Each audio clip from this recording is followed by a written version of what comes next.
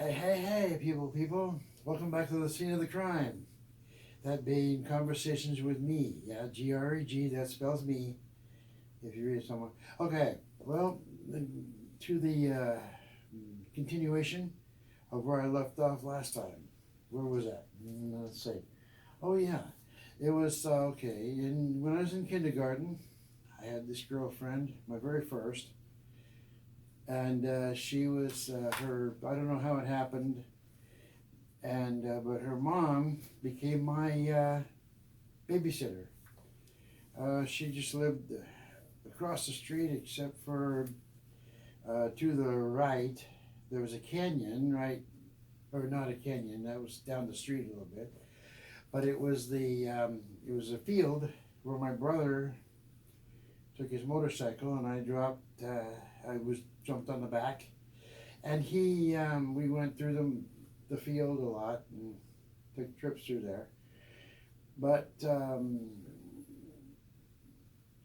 then my first grade and second grade, then we had, if you remember right, we had nap times where we had to lay down and take a nap in the middle of the day, which was cool, except for I was woken up by this girl who would crawl over, and she'd talk to me.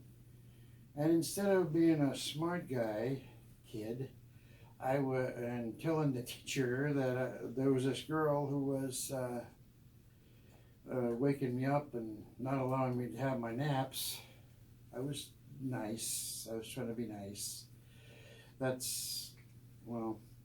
And then so ended up her on Saturdays. At that time, my mom would take me over to her house to for the afternoon and leave me there.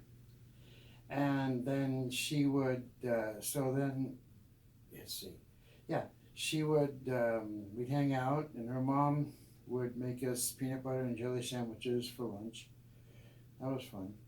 But the thing is that's on Saturday. But during the week, we went to school together. But she longed to be, she thought she belonged with everyone else. She wanted to be one of those who wanted to hang out with the crowd. You would think that two people, kids who were visually impaired, would hang out together and fight off the bullies by themselves or whatever, figure out how to do such things. But no, no, no, no, not her. She was the queen of the bullies, I call her, because she taught the bullies how to bully me. And so then she never came over to my house after that, but my mom and I moved to Florida for 2 years. And then when I came back, she insisted on, or we'll call her pocket, yeah, the mean girl. She asked me all about how to take care of her boyfriend. The boyfriend? What? I leave for 2 years and she has a boyfriend.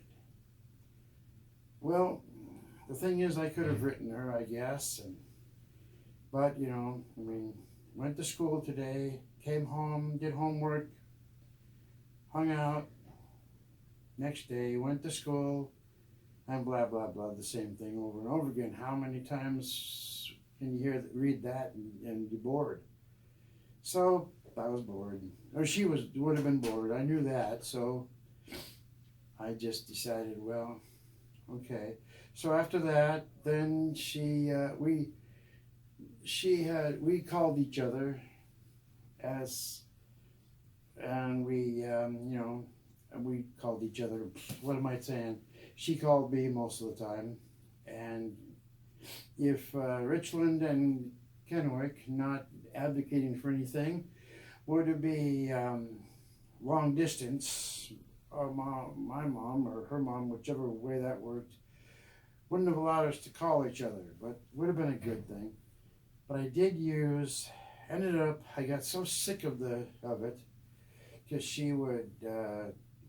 Whenever I would tell her something, you know, that would between boyfriend and girlfriend, she'd go and find somebody in the house, whoever it was, and tell them what I had said.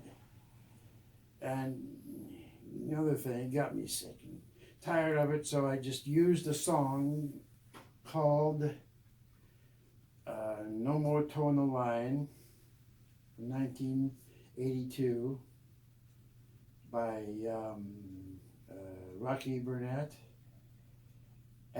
This song made the most sense to me at the time, and so she finally got the picture. But it turns out that we weren't.